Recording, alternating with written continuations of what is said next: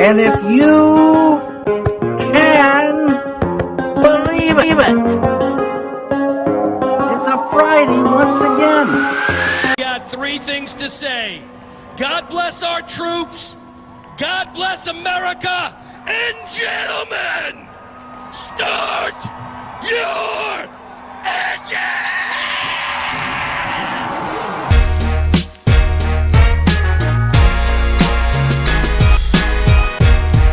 Welcome back into the Door Report, episode 252 on a cold but still lovely Thursday, December 14th, as I forgot to update my script here with the date, December 14th, 2023.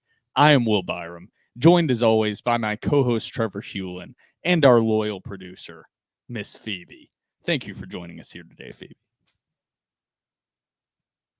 We might have, Trevor, we talked about it before, this might be the shortest episode of TDR in the history of TDR. We've said this before. There's actually nothing to talk about. Yeah. Like you said, we were even wondering if we even wanted, we almost wanted to just take the week off because there's literally nothing to talk about. TDR listeners, TDR fans out there, we're here for you. This is for you. You need me. You need me to save you, to get you through this boring ass time of athletics right now. There was no basketball game. You need me to save you. No significant updates on the coaching staff. Nope. Very little significant updates in the transfer portal. Literally almost nothing to discuss, but we still found some storylines to discuss here on episode 252. And we're going to tease a special guest that we have upcoming. Big things For big things 253. coming. So stay tuned during episode 252 for who's going to be joining next week on episode 253 of TDR. Might be a familiar name to some of the listeners out there. Might be a throwback to a guy that used to be joining this podcast quite a bit. Somebody in the TDR universe, maybe? I don't know. Might have to find out in segment one. Have they been a part of more than two TDRs? They have. So it's not Blake Froming. They've been a part of at least more than two At TDRs. least More than two TDRs. But we have an update a little bit on the transfer portal in episode 252. The 2024 Vanderbilt football schedule has been officially released, and there are some small little changes in that schedule that I don't think we expected heading into the 2024 season. That'll be a little bit of a discussion, not a full preview or anything, but a little bit of a discussion. And Trevor, you're going to give us a little bit of a coaching staff update. I am. In segment 1 or segment 2, I'm not sure yet.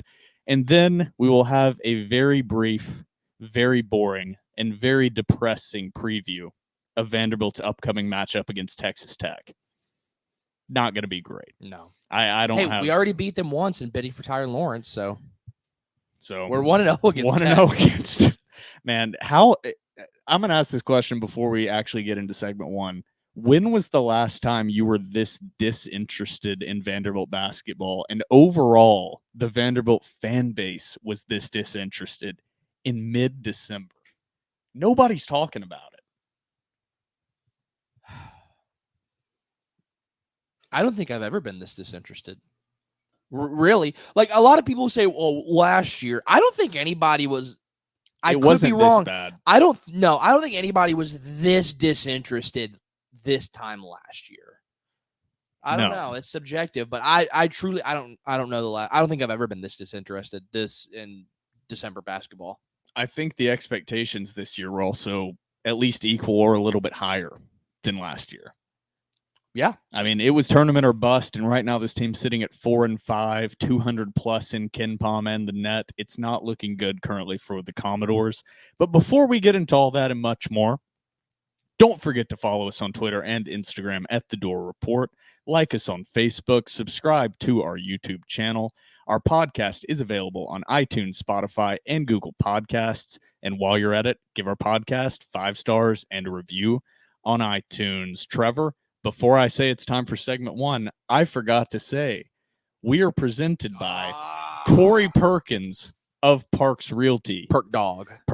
If you're a first-time home buyer or looking to move homes in the Nashville area, Corey Perkins is your man. You can reach out to Corey via phone call or text at 615-967-8623, or you can reach out to Corey via email at coreyperkins@realtracs.com. Realtracs spelled REALTRACS.com. Trevor, it's now time for segment 1.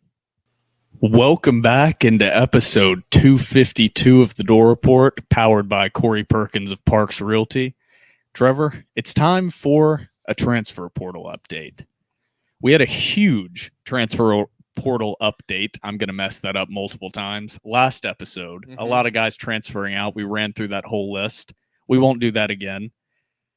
First, of guys transferring out, there have been no new names enter the transfer portal, unless I've missed them. There have been a couple guys that already announced they were transferring out that have found new homes. Yeah. First of all, Jaden McGowan, to nobody's surprise, has officially committed to South Carolina. Yep. It's going to be very interesting to see how he performs in that Gamecock offense without Spencer Rattler.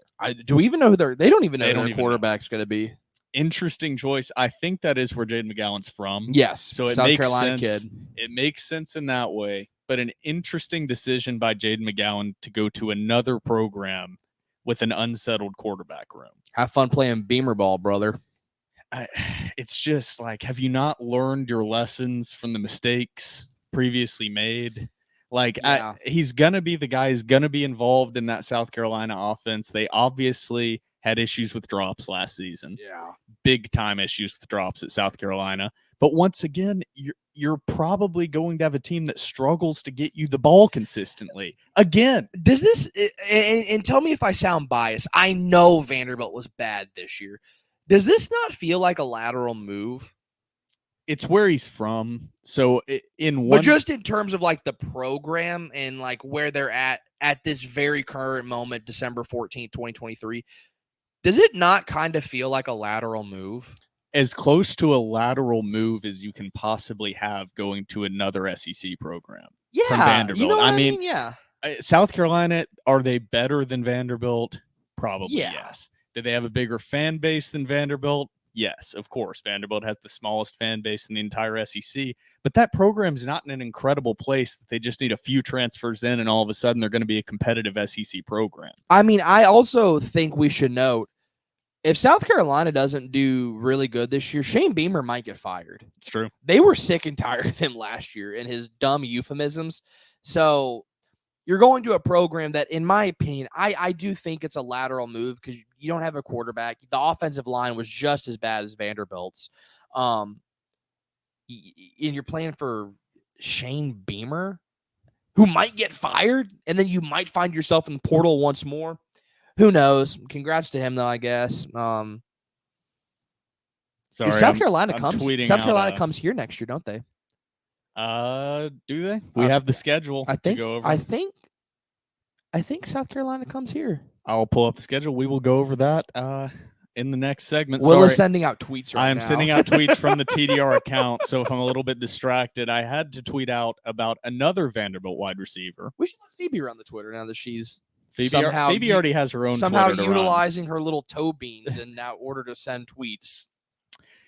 So Phoebe already has a Twitter, has been created, follows TDR members, birds, friskies, cat food.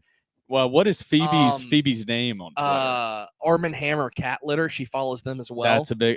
Phoebe's name is Phoebe, Pheeb, Phoebe the producer. Phoebe the producer. Phoebe the producer. So give that a follow. Phoebe's running that account. It's not on us. She's just purring and meowing at news. So that should be an interesting follow. But another Vanderbilt receiver, what I was tweeting out about, Will Shepherd has committed to Coach Prime and the Colorado Buffaloes. Oh. We have said going from one black and gold to another black and gold. So don't have to worry about changing up the wardrobe too much in the color scheme. Big audience for Will Shepherd. Yes, which is, I'm guessing, not guessing, is what he wants. It's probably what he wants. Shadur Sanders is at quarterback. I think Will Shepherd is one of those guys that does have potential to have star power. So I think for him in the NIL era, this might make sense. Mm-hmm. He's an interesting personality. I think he fits the Colorado team well. I don't want to talk too much negatively about Will Shepherd because I understand why he would want to transfer. I think Will Shepherd is definitely a me first guy. That's not necessarily a bad thing. That's all also the time. just wide receivers. That is just, we talked about yeah. that. You want that in wide receivers in some ways.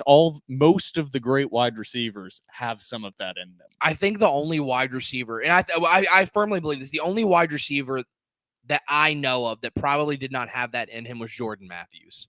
Jonathan Krause. He's not a great wide receiver, though. But he's great for Vanderbilt. But, I'm not. But Jordan Matthews definitely seemed like a whatever it takes to get the team over the hump guy.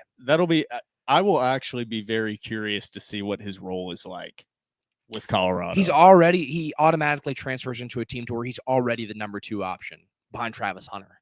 That's true. He's going. That's what, and I get it.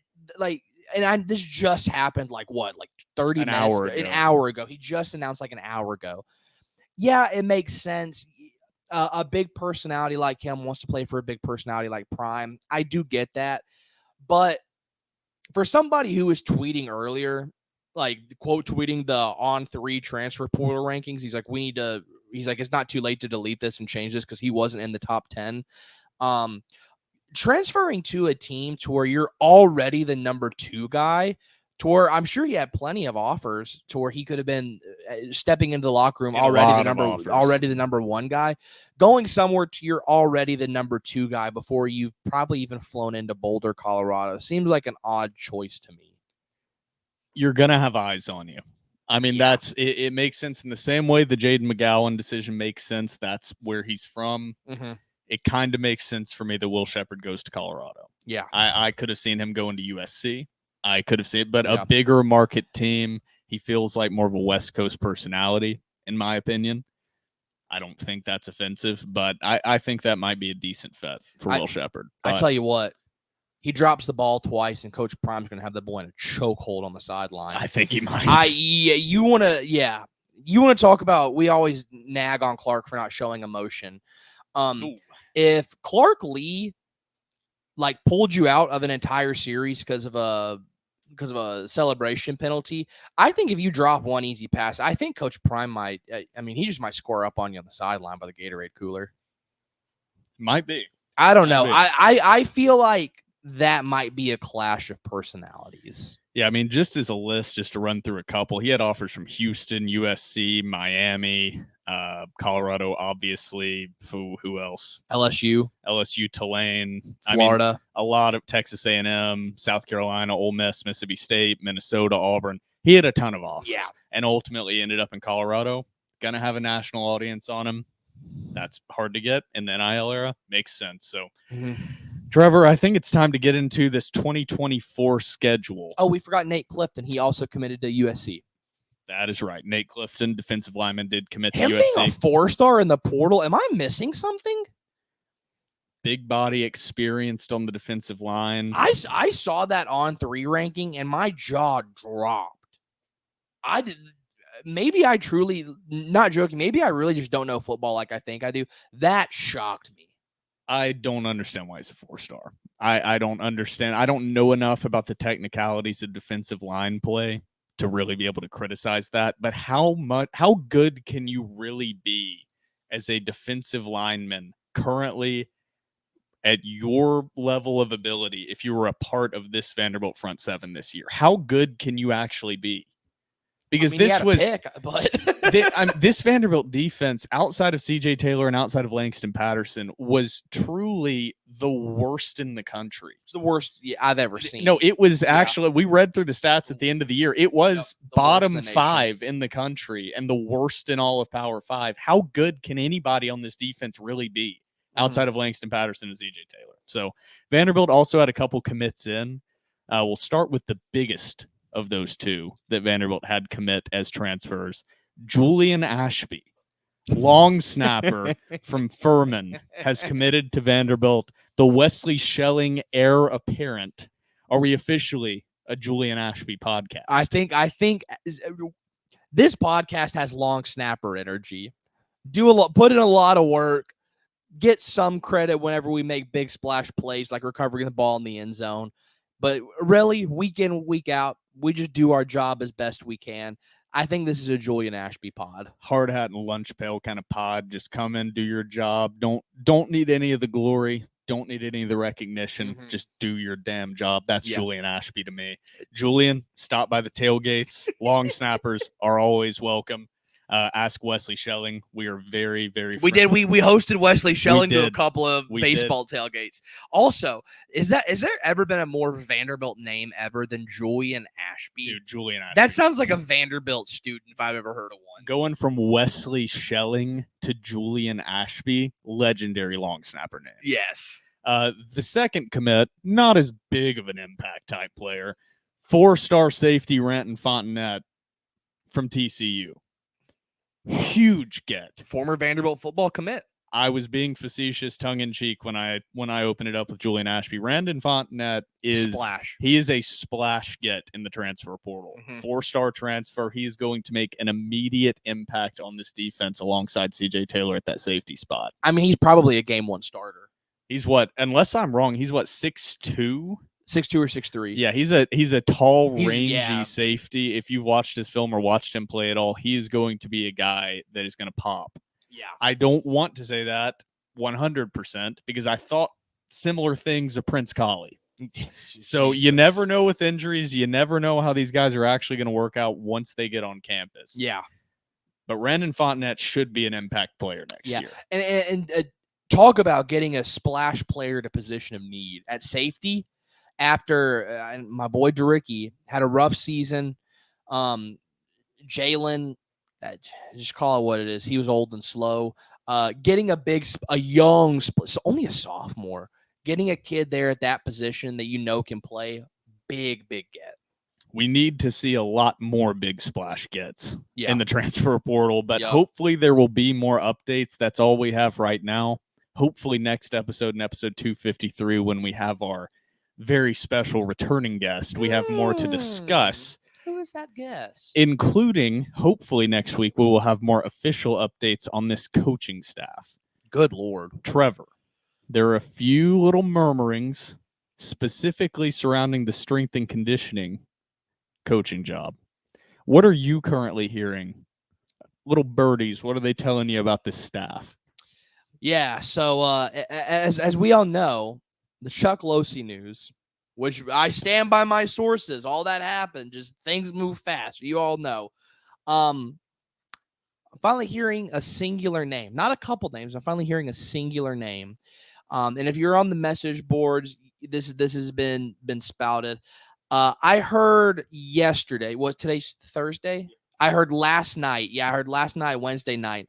We were talking about a specific guy, Matt Ballas, Notre Dame, was the strength and conditioning coach at UConn as well as at Mississippi State during the era in which I believe they were number one in the nation for a period. I hear Vanderbilt might be getting close. Also, too, let's just call a spade a spade. Vanderbilt just offered his kid, and his profile picture on Twitter is him in a Vanderbilt hat. So if I swing and miss on this, I swing and miss. The guy is wearing a Vanderbilt hat in his profile picture. I don't know what to tell you guys. For everyone out there, Trevor's referring to Matt Ballas. Oh, what did I say? You said Matt Ballas. Oh, did I? You My said bad, it right. Matt I'm just Ballas, repeating. yes, I'm Matt repeating Ballas. the name because I think a lot of Vanderbilt fans might not be familiar with. For the one name. second, I thought like I was like just saying Chuck Losey over, and I was like, wait, was I saying Chuck Losey the whole time? It's pretty. All the signs are pointing to Vanderbilt's very close to closing a deal for Matt Ballas. They just offered a preferred walk-on to his son, Jake Ballas. He announced it via Twitter. He said his son, Jake Ballas, said, after a great conversation with Coach Lazinski, I'm extremely excited and blessed to announce I've received a D1 offer as a PWO, preferred walk-on, from Vanderbilt University. Can you read the quote tweets on that? The quote tweets are delicious. Just eyeball tweets. All they are eyeball just tweets. a lot of eyeball tweets. Hack Squat with a little eyeball Joey. tweet. Joey with a little eyeball tweet. Billy Derrick. Big Billy D. Big Billy D, baby. Billy Derrick, since we brought up that name. With the the thinking man emoji, the Socrates emoji. Billy is a deep thinking man. Yes, so, very intellectual. That might be a guy that he's been on the podcast before. Could that be the guest? What if one day we just bring Billy back? If we have Billy back? The boys are back in town. The funniest part of I just realized also that song's not about his friends being back in town. What's it about? It's about just the boys, the hometown hot boys being back in town. It's not about his friends. Go listen to that song again. Make sure. Really? Yeah. We're not going to get too into that because I haven't researched that fully, but I did listen to it recently with that perspective and went, holy shit. You want to know what? It actually isn't about his boys being back in town. It's just about the boys being back in town, and it's been bastardized. I mean, that's what we did with Fortunate Son by Creedence Clearwater Revival. Everybody thinks Fortunate Son is a pro-America song, but it's actually anti-Vietnam. Exactly. Yeah. It's very similar. It's an anti-Vietnam song. I really hope I'm right about that, and I'm not spreading misinformation. There's always a possibility I'm spreading misinformation on accident, just through pure stupidity. There is just let it fly. Before we get into the 2024 schedule release, which we will do after the TDR cocktail break, there is one decommitment from the 2024 class. We don't usually cover these too heavily. There's not too many of them, but this decommitment was eye-popping to me. An electric decommitments. How do you pronounce it? Galasia. I think it's Galasia. Galasia Theodule, a 3-star cornerback, decommitted from the University of Vanderbilt. And I say that purposefully because I'm going to read his tweet about decommitting. It says, "Respect my decision, 100." And then it's you can't see it. The really classic here. notes app. It's a note screenshot. Classic notes app. That in large words says decommitment with a red line underneath it, which is funny in and of itself. The capitalization of the first letters of some of these words is also funny. So go check out his Twitter at Galasia3. We also quote tweeted it from TDR. Don't attack him. Please read it. Just, you've got to read it. You've got to see how insane this is, that this guy was committed to Vanderbilt University, the elite, prestigious academic the Harvard institution. of the South.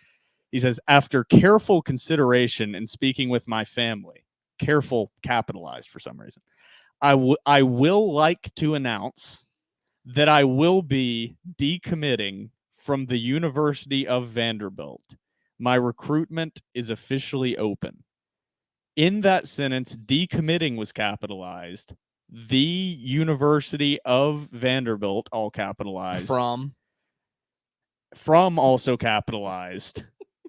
And then in the final sentence, my recruitment is officially open. Every word in that sentence is capitalized except for is. So I will like to announce that I will be decommitting from the University of Vanderbilt. How did this guy have an offer? And how had he been cleared to academically qualify to attend Vanderbilt University or the University of Vanderbilt? I have a theory that this is one of those offers that's not a real offer. I think that's what it was, but still, nonetheless. Oh, he deleted it. Oh, God. Nonetheless, even if it was a fake offer, I don't ever want to hear Clark or anybody from the administration in Kirkland spout off this false narrative that Vanderbilt cannot work a way around the rules to get kids who would not initially qualify into Vanderbilt. If this kid, and I'll say it, if we got Ray Davis into Vanderbilt, we can get anybody into Vanderbilt. I'm going to stand by that. If Ray Davis got into Vanderbilt, I don't want to hear any more excuses.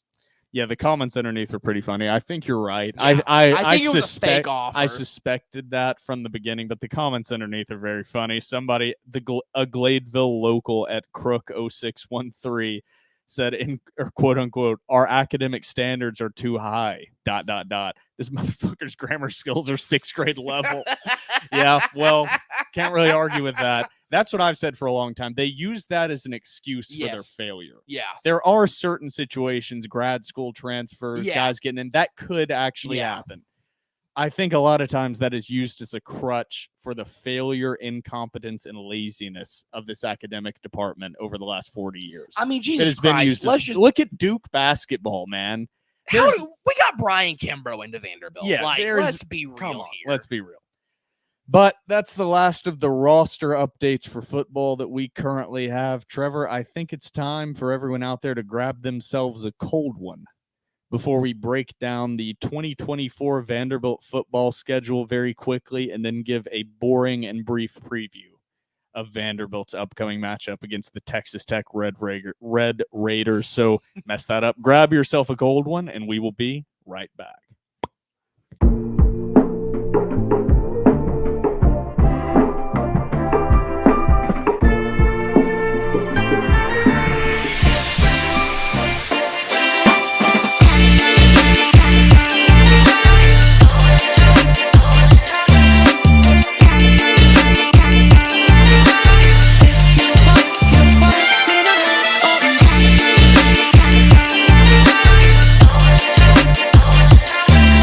Welcome back from the TDR cocktail break. Trevor, you ready to get into segment 2 of episode 252 of the Door Report? Ready to roll. This will not be very exciting, so this might be a good time to leave the episode. We'll see if the viewership numbers drop off and if people listen or if they come back for more insanity in segment 2. Hey, we have your IP addresses. We know whenever you drop off. We know. Phoebe knows. She's the one that gets us the info. It's like playing Modern Warfare 2 back in elementary school. Whenever you'd like just not quick scope somebody, like, I have your IP address. I know where you live. We know where you live. We hacked the mainframe. So Vanderbilt football officially released their 2024 schedule. Most of this we already kind of knew, but the SEC actual order of games, and then there was an interesting switch up in one of the out-of-conference opponents for Vanderbilt on the official schedule. So I'll just run through this. Starting out the season at home against Virginia Tech, then at home against Alcorn State, on the road at Georgia State. Insane game to be playing on the road. Thanks, Derek Mason. Jesus Christ. Then on the road at Missouri, bye week. Then at home versus Alabama, on the road at Kentucky, at home versus Ball State, at home versus Texas, easy dub, at home or on the road at Auburn, then at home versus South Carolina, then another bye week, then on the road at LSU, and then closing out the season at home against the Tennessee Vols. Trevor, this is a brutal schedule. Really? Because all I see is 12-0, baby. All I see is 12-0, but there's going to be no concerns about Vanderbilt's strength of schedule after they go 12-0. They're going to be in the college football playoff. Yeah, obviously. yeah. We're not going to have a FSU no fiasco. Florida State situation. There was one thing that jumped out. We knew about the road game on the horizon at Georgia State. Thank you, Derek Mason, as you already said. We should schedule MTSU next year. We should. We should schedule MTSU. You want to talk about lot 2 being angry. I'll be angry. That actually will probably happen. They should. They should. That's totally actually that makes way too much sense for that to happen. So. Hey, if you're listening, Dearmeyer, Clark, I don't know who makes the schedule, Candace or Lee, schedule MTSU next year. Yeah, or whenever you can, as soon as possible. I would love to face Derek Mason. That would actually be a very entertaining local game. Where Vanderbilt should be a heavy favorite, and you already have some familiarity with Derek Mason and what he's going to do against a program you should beat. Local makes a lot of sense. Would have fans excited. Do it. That's a great idea. Yep. The one game that jumped out for me is Vanderbilt had SMU on their schedule, and now all of a sudden they have Ball State. Thank God. Instead, I'm not complaining. Yeah. Ball State sucks. That's a bad SMU program. is good. And SMU is good. Ball State went 4-8 last season, or this season, however you want to call it, because we're still in the current season. Yeah. But Ball State, big downgrade an opponent / upgrade, however you want to view it. So good job to the Vanderbilt schedule coordinators figuring out how to get Vanderbilt one more very winnable game on that schedule. We finally get revenge for them giving us Riley Neal. This is the Riley Neal revenge game. Yeah, screw you, bozos. I forgot how excited I was about Riley Neal before he came in. You got a world of hurt coming to you, Ball State, for giving us Riley Neal. But I mean, we're still so far away from the 2024 season. I don't even know we don't even have a quarterback. We don't even have receivers. We don't have an offensive coordinator. Yeah, I don't even know what this team is going to look like. So we totally did not discuss Nick Howell no longer on Oh, staff. yeah. Nick Howell to New Mexico. Ode to Joy? That was beautiful. I did Thank not, God. I did not pick up that was Ode to Joy This is- until you said it. But yeah. This is Santa came early, boys and girls. Nick Howell's gone. Nick Howell is gone. Former defensive coordinator Nick Howell is moving on to be a staff member at New Mexico. So very good to see that for Vanderbilt fans out The there. state of New Mexico. New Mexico State? Maybe an OC coming from New Mexico State. I don't know. I don't know. I don't know. The Keep your eyes peeled. signs. But I think it's about time to switch sports. We are currently in basketball season. No matter how much Vanderbilt fans are choosing to ignore it and don't give a shit, frankly. Vanderbilt takes on Texas Tech on Saturday, December 16th at 6:30 p.m. on Big 12 Network / ESPN Plus. The 4-5 Vanderbilt Commodores take on the 7-2 Texas Tech Red Raiders. I think Vanderbilt's going to be close to a double-digit underdog minimum in this game. They haven't announced the line yet. ESPN's FPI gives Vanderbilt a 16% chance to win. That feels high. Yeah, that feels high to me. Yeah, I don't really have anything to break down about this game. I've never been this disinterested in a team ever. I think Toussaint scores 30 points on our head. I think so as well. I've lost faith in this team. I want them to prove me wrong. I hope they turn it on and go on an exciting run that lands them in the not invited tournament, which is the best case scenario now. Yeah. So I don't know why. What could possibly, you like to see things through a gold-colored lens. Is there any positivity about this basketball season, or is it just dead? It's dead. It's dead. That's how I feel. It's dead. Who did we just lose to? San Francisco? Francisco. Yeah, that was the...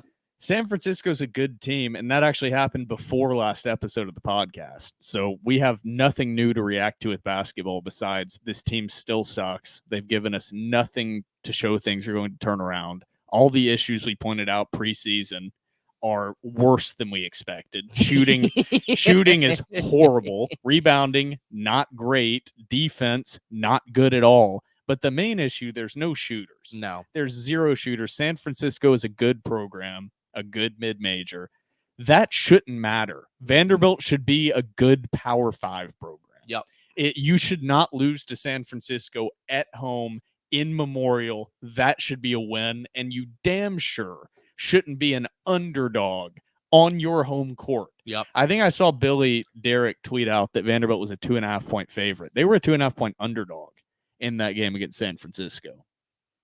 I got them as a 2.5-point underdog. They still didn't cover. Really? Yes. That was the line on DraftKings, and it was correct. I didn't. I'm not a gambling man. I did not The know line that. had shifted. Maybe it started out where Vanderbilt was a 2.5-point favorite, but I got them as an underdog. So that's the state of Vanderbilt basketball. We will tweet out the line once it is announced, but I don't have any keys to the game. Shoot the ball better than 40%. That's my key. Yeah. Jerry, have your team in the gym and shoot the ball better than 40%. Unless you're able to shoot around 45 to 48% consistently as a team, this team is not good enough on defense to win games. You have to be able to score. You don't have Liam Robbins and QMB down low this year. You don't even have Lee Dort anymore this year. You have no defensive presence whatsoever. So you have to be able to score the basketball. And this team cannot score the basketball besides occasionally Jason Rivera-Torres providing some juice from the bench. Yeah. Occasionally Ezra Mignon is able to get to the basket. Tyron Lawrence looks disinterested. Colin Smith is inconsistent, been dealing with a concussion. I don't see a light at the end of the tunnel. Now, this game is going to be particularly bad because it is in Texas, and Texas, as you know, has a much warmer December time than Tennessee. So this game will end, and Jerry Stackhouse will be at the golf course the next morning. So that's what I think is going to happen. That feels like a good note to announce who our guest for episode 253 will be. We've been in talks, been in discussions with former co-host of the podcast, Billy Derrick, current vandysports.com content creator, writer, host, Billy Derrick will be joining episode 253 of the Door Report to hopefully discuss the moves that will be being made over the next week within Vanderbilt football, and also just chat it up. We got to catch up with old BD, baby. Hey, we saw. And he's Billy. coming here. He's coming Yes, in he's person. coming. Yes, he is. Yes. So this will be in person. I've never done an in-person pod with Billy. In the studio, in person, Billy Derrick next week. Get ready, baby. I mean, the boys are back. The boys are back in town. I can't wait to have Billy. Billy's gonna be like, so where's the cat? And all this, she's just going to appear like right behind Billy's shoulder. We'll have Billy in the middle. She's just gonna appear behind Billy's shoulder, just being like, being like, I was the third host of the show. This has deteriorated so much from when I left. But for myself, Will Byrum, and my co-host Trevor Hulan, this has been episode 252 of the Door Report, powered by Corey Perkins of Parks Realty.